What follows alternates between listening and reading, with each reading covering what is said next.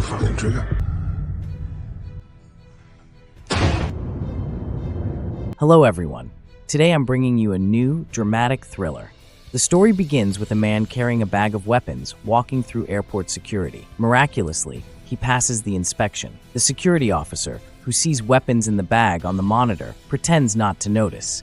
After answering a phone call, the officer excuses herself, claiming she feels unwell, and leaves his post. The man successfully boards a flight from Dubai to London with the bag. Shortly after takeoff, a girl in a red dress finds a bullet in the restroom by accident. Frightened, she hurries back to her seat and shows the bullet to her equally shocked companion. Bullets should not exist on a plane. A man with white hair notices the girl's anxiety and approaches her. She shares her discovery with him. The man examines the bullet and appears unsettled, but quickly reassures the girl, asking her to stay calm and promising to report the matter to the crew. He then heads toward the first-class cabin. However, instead of informing the crew, the white-haired man discreetly joins his companion, Stuart. It turns out one of their accomplices accidentally dropped the bullet in the restroom. Realizing the situation could unravel soon, Stuart instructs the man to keep the girl calm, but they both know they don't have much time. They decide to move forward with their hijacking plan. Stuart gives the white-haired man a green hat as the signal to begin.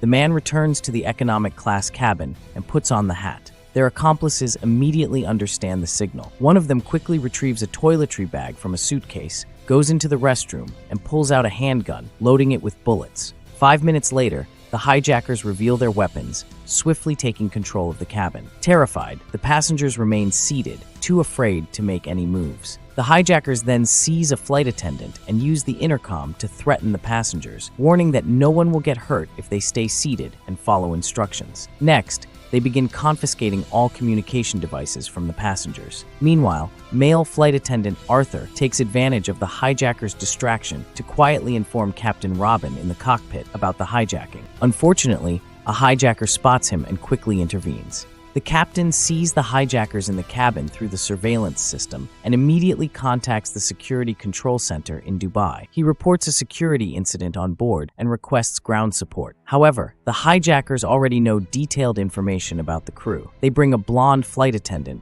Colette, who happens to be Captain Robin's lover, to the cockpit door and mention the hotel where they stayed the night before, threatening the captain to open the door. To save Colette, Robin ignores the co-pilot's objections and even injures her by throwing a cup at her face. Eventually, he opens the cockpit door. Under the hijackers' threats, Robin lies to the ground staff, claiming the incident is just a few drunken passengers causing trouble and that the situation is under control. Hearing this, the ground staff relaxes. The hijackers then force Robin to shut down the airplane's Wi-Fi network. Before the network goes offline, a black passenger named Sam secretly takes out his phone and quickly sends a text message to his ex-wife, Marcia. He tells her something is wrong on the plane, but promises to return safely. After receiving the message, Marcia becomes anxious. Her current boyfriend, Daniel, a detective, uses his connections to confirm that no incidents were reported on the flight. This news slightly calms Marcia and her son, Kai.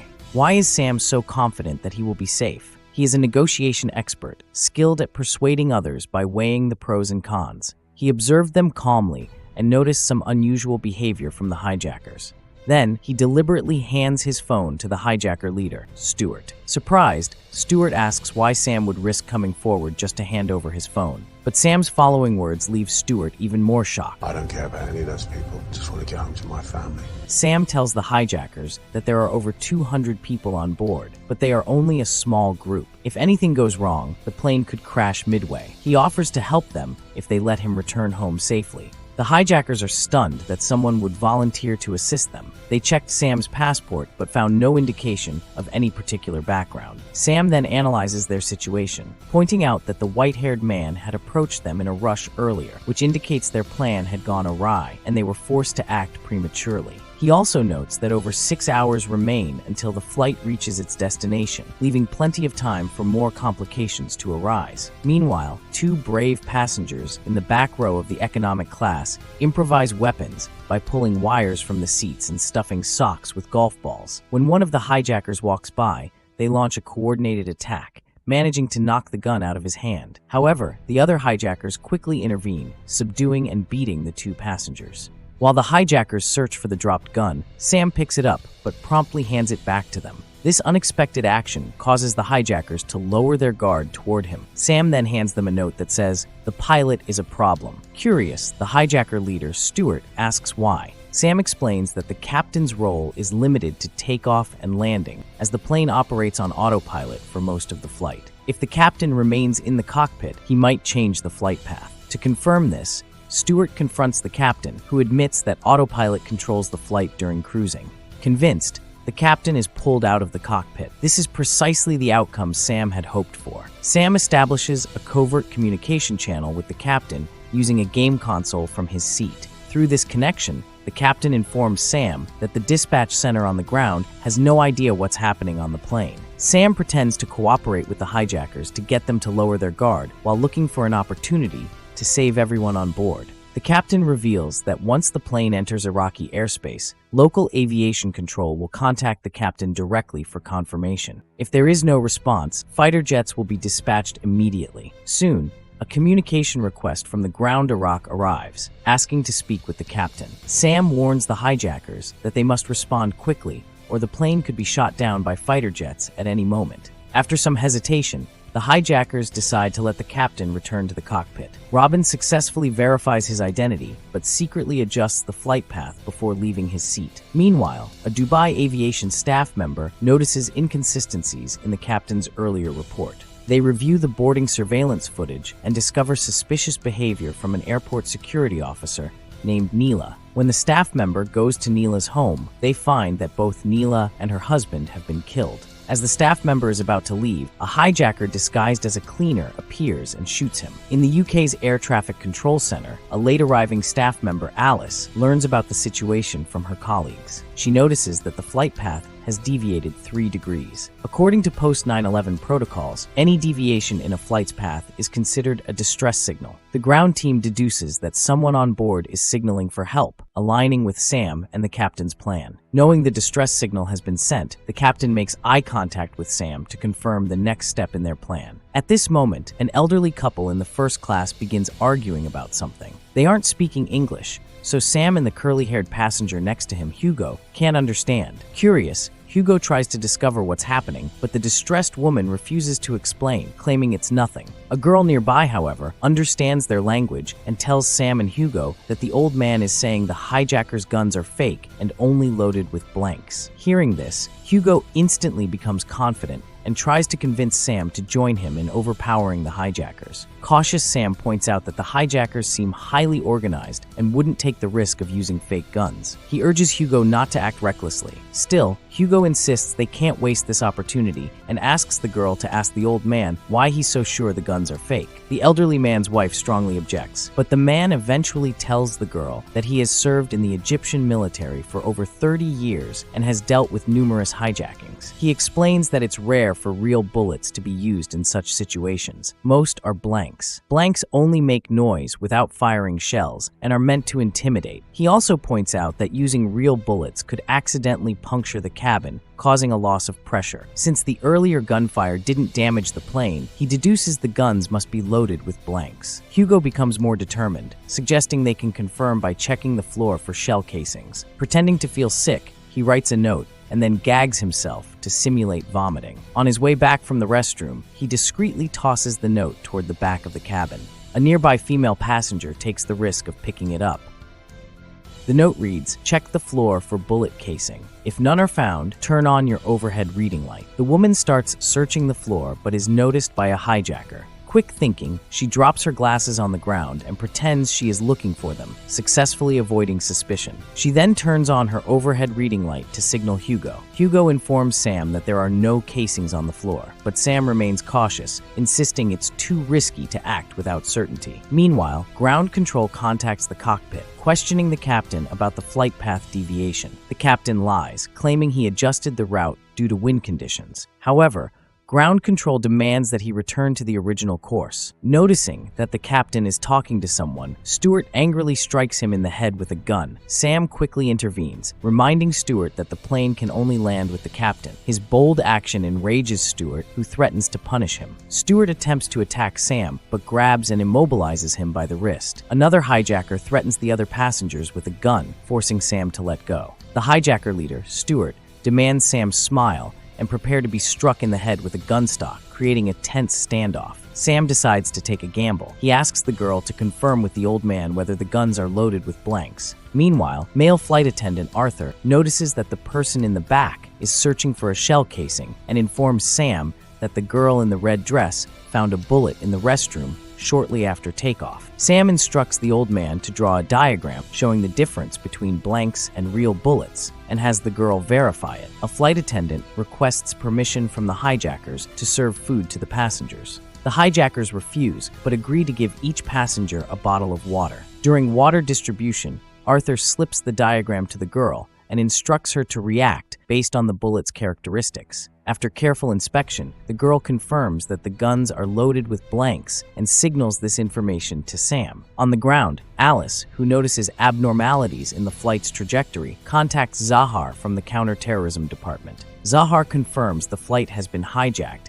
and organizes a multi-agency meeting to analyze the situation. They discover that 5 passengers on the flight are not registered in any national databases, leading them to suspect these individuals are the hijackers. On board, Sam and Hugo discuss targeting the weakest hijacker first. When a hijacker brutally beats a passenger for trying to retrieve medication for his uncle, Sam sees an opportunity. He asks Hugo to help subdue the white-haired hijacker. Hugo hesitates and backs out at the critical moment, leaving Sam to act alone. Sam seizes the moment when the white-haired hijacker is distracted, using a drawer to strike him and attempting to wrestle the gun away. Another passenger rushes to help, but the hijacker is exceptionally strong, and the two fail to overpower him. The white-haired hijacker retrieves the gun and points it at Sam. Undeterred, Sam taunts him, saying, Pull the fucking trigger. However, the hijacker leader, Stuart, has replaced the blanks with live ammunition and arrives at the back of the plane. A gunshot suddenly rings out, plunging the scene into chaos. To intimidate everyone, the hijacker leader, Stuart, shoots and kills a female passenger, spreading fear throughout the cabin. Sam is also restrained. The plane enters Romanian airspace, and ground staff repeatedly try to contact the captain to confirm the situation. Frustrated, Stuart smashes the communication headset and tosses it aside. Hijacker Lewis complains to Stuart about the killing, questioning its necessity. Stuart responds, "If we don't make an example, the passengers will lose control." Stuart notices that Lewis is injured and orders him to bandage his wound. Lewis goes to the back of the plane, removes his shirt, and discovers that his wound is bleeding profusely. Unable to handle the situation alone, the flight attendant gets a permit to free Sam to assist. Together, Sam and the flight attendant treat Lewis's wound, but he begins to lose consciousness due to excessive blood loss. Sam convinces Lewis to call his mother while he still can and helps him dial her number. Before doing so, Sam secretly activates his ex-wife Marsha's voicemail to record the conversation. At the same time, UK air traffic controllers spot 2 fighter jets near the plane, indicating the aircraft could be shot down at any moment, sacrificing all 216 passengers on board. The hijackers notice the jets outside and order the passengers to close all the window shades. Ground control issues another warning. The plane will be destroyed without the captain's response. One female hijacker panics, but Stuart remains calm, saying, "This is a flight to the UK, full of British citizens. Shooting it down would mean declaring war on Britain. Romania wouldn't dare." 2 restrained passengers tell the flight attendant that the fighter jets are not there to rescue them, but to stop them. They warn that if the plane approaches the Romanian capital, it will be shot down. The flight attendant tries to signal the jets for help through a window, but is caught by a hijacker. One of the fighter pilots seems to notice her distress signal. Realizing the severity of the situation, Captain Robin tells the hijackers they must communicate with the fighter jets. Stuart takes Robin to the cockpit, but the captain discovers that the headset is broken. Meanwhile, embassy staff work tirelessly to negotiate with the Romanian government, assuring them that the plane poses no threat. However, the Romanian authorities refuse to take risks that could endanger their capital. Back in the UK, Marsha, who is on a bus, receives Sam's voicemail and immediately forwards it to her boyfriend Daniel. On board the plane, Lewis's condition worsens and he struggles to breathe. A passenger, who is a doctor, suggests puncturing Lewis's chest to help him breathe, but hesitates to act. Sam takes charge, using a pen tube to pierce Lewis's chest, restoring his breathing. Unbeknownst to the hijackers, the fighter jets have already locked onto the plane, with missiles set to fire in 60 seconds. Analyzing the voicemail, Daniel confirms that the hijackers are British and deduces that their target is the UK, not Romania. He quickly passes this information to embassy staff, who relay it to the Romanian authorities just in time. As the fighter jet pilot prepares to launch a missile, a command to abort the attack comes through the radio. The 200-plus passengers on board are temporarily saved, but the hijackers' ultimate objective remains a mystery. Stewart goes to the back of the plane and confirms that the man in the orange-red outfit is a doctor. He orders everyone else to leave. However, as Sam is about to be taken away, something the injured Lewis mutters catches his attention. Sam draws a flag back at his seat and asks Hugo what country it represents. The neighboring girl tells him it's Hungary. Meanwhile, the UK Home Secretary receives a threat from the terrorists, demanding the release of 2 imprisoned drug cartel leaders, or all 216 passengers on the plane will be killed. Sam recalls the injured hijackers' final words and deduces that Stewart and the injured Lewis are brothers. He approaches Stewart and tells him that Lewis's condition is critical. He won't survive for more than an hour unless the plane lands for medical attention. Stewart immediately goes towards the back of the plane and seeks the doctor to verify Sam's claim. Taking the opportunity, Sam has the flight attendants secretly call the doctor and relay a coded message. Just as the doctor hangs up, Stewart enters. After confirming Lewis's condition, Stewart decides to save his brother and brings the captain to the cockpit to prepare for landing. The destination is Hungary, and since only the co-pilot, Anna, speaks Hungarian, the hijackers allow her to handle the controls and communicate with ground staff. This plays into Sam's plan. Co-pilot Anna uses Hungarian to secretly communicate with ground staff, who agree to allow the plane to land and dispatch armed forces to the airport to rescue the hostages. Meanwhile, the 2 hijackers in the rear cabin become increasingly anxious about the landing, and even the injured Lewis shakes his head, signaling not to land. The doctor is puzzled, thinking landing would save Lewis's life, but Lewis's reaction suggests otherwise. The white-haired hijacker rushes to the back, threatening the doctor to tell Stewart that Lewis's life is not in danger and that landing is unnecessary. At this moment, Sam also enters the back cabin. The white-haired hijacker warns him to stop the landing, claiming that terrorists on the ground will harm his family if the plane lands. It is revealed that the ground-based terrorists have obtained information about Sam's family. 2 accomplices infiltrate the home of his ex-wife Marcia. They quietly open the door, enter the living room, and open a suitcase containing a handgun. Upstairs, Sam's son, Kai, sees what is happening and immediately realizes the danger. The intruders notice someone upstairs and rush up. Sam realizes the terrifying stakes. If the plane lands, his ex-wife Marcia and son Kai could be killed. He confronts Stewart again, telling him the plane cannot land. Stewart angrily demands, "You wanted the plane to land, and now you say it can't?" Sam explains that Lewis doesn't want the plane to land. Stewart goes to the back and finds that Lewis has removed the pen tube from his chest and has quietly passed away. Overwhelmed with grief, Stewart accepts the reality of his brother's death. Sam then notifies the cockpit to stop the landing. Co-pilot Anna has no choice but to abort the landing, and the plane returns to its original course. At this point, Stewart receives a message from the ground instructing him to kill a passenger and send a photo of the deceased back to them. Under pressure, the hijackers prepare to comply. As they are about to strangle a flight attendant with a belt, Sam intervenes just in time. He reminds them that they've already killed 1 passenger, and there's no need for more unnecessary deaths. Stewart recalls the female passenger who was previously shot and orders the crew to take a photo of her and send it to the ground. The request to send the photo comes from the 2 criminal leaders who were just released by the authorities. Following their demands, the police released the criminals and provided them with a car and a phone. However, as the criminals drove away, Daniel and his colleagues discreetly followed them. The criminals, seemingly prepared for this, stopped the car, handed the phone to Daniel, and warned him that continuing to follow them would lead to more deaths among the plane's passengers. Daniel receives the photo and forwards it to embassy staff shortly after. The embassy confirms that the deceased in the photo is indeed a passenger from flight KA-29. The kill shocks everyone. On board, Sam devises a new plan to unite the passengers against the hijackers. He arranges for a yogurt container with a unique mark to be passed discreetly from the front row to the back, signaling passengers to start preparing makeshift weapons for a coordinated counterattack. Meanwhile, the 2 released criminals on the ground encounter an unexpected roadblock during their escape. They demand the police remove it immediately, threatening to kill more passengers if their demands aren't met. When the roadblock remains, the criminals lose patience and order the hijackers on the plane to kill again.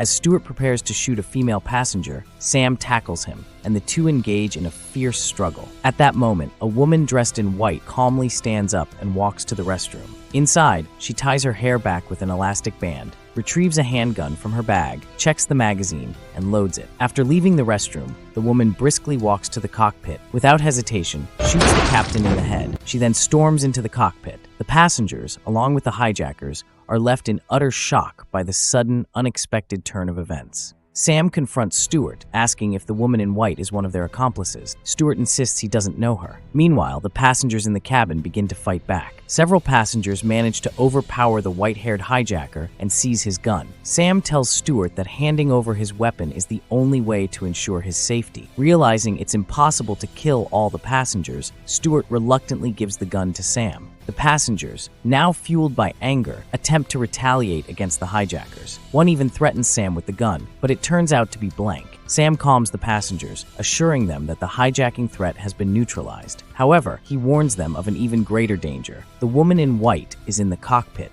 adjusting the plane's course to crash it into London. Sam deduces the hijacker's true motive and tries to communicate with the woman in white via the plane's phone. However, she disconnects the line, refusing to give him a chance to speak. At the same time, embassy staff theorize that this hijacking isn't a simple terrorist attack, but rather a plot orchestrated by a mastermind aiming to profit from the airline's stock plummeting after a crash. Daniel calls Sam's son to confirm his safety. During the call, Kai subtly signals that he is in danger using a coded message. After hanging up, Daniel immediately informs his colleagues and requests backup. Calmly, he knocks on the door, claiming there's a fire in the building and everyone must evacuate immediately. The kidnappers, forced to leave with the crowd, are ambushed SWAT team as soon as they step outside. Kai is successfully rescued. At this moment, Sam contacts Alice on the ground, informing her that the plane is now under the control of a new hijacker named Amanda. He tells her he will try to negotiate with Amanda. Meanwhile, 2 Typhoon fighter jets are in position, ready to shoot down the plane if necessary to prevent it from crashing into the city center. Alice persuades officials to withdraw the fighter jets temporarily, and they finally agree. Elsewhere, the 2 released criminal leaders hide in a rundown yard. The bald man delays giving Amanda the crash order, hoping to drive the airline's stock even lower. Frustrated, the other leader subtly orders his subordinates to eliminate the bald man. Without receiving a command, Amanda has no choice but to continue flying. Sam attempts to communicate with Amanda and learns she has a daughter from her phone. He deduces Amanda is also being coerced into the hijacking. Through the plane's monitors, he tells Amanda that her daughter would not want her to do such things. Moved by Sam's words, Amanda begins to falter. She calls Sam and reveals that the kidnappers are holding her daughter hostage and will kill her if Amanda doesn't follow orders. Sam reassures her, pointing out that the kidnappers are ruthless and will kill her daughter regardless of her compliance. He emphasizes that the passengers on the plane are innocent and that she still has a chance to save over 200 lives. Seeing a family photo of the captain, Amanda is deeply moved and finally decides to cooperate. Amanda calls Sam and agrees to let him enter the cockpit alone. Once inside, Sam contacts Alice and requests her assistance in landing the plane safely. However, the plane's fuel runs out and the engines fail, causing Amanda to panic. Sam calms her and appeals to the ground officials, asking them to promise not to hold her accountable if the plane lands safely. The officials agree, stating that if Amanda was coerced, she will not face charges. Amanda regains her composure, and the plane prepares for landing. The flight attendants instruct passengers to fasten their seat belts, but the plane loses power, plunging the cabin into darkness. Although the backup power activates, the passengers remain terrified. An elderly man stands up to reassure everyone, gradually restoring calm in the cabin. Under Alice's guidance, Sam and Amanda work together to land the plane. Amidst intense anticipation,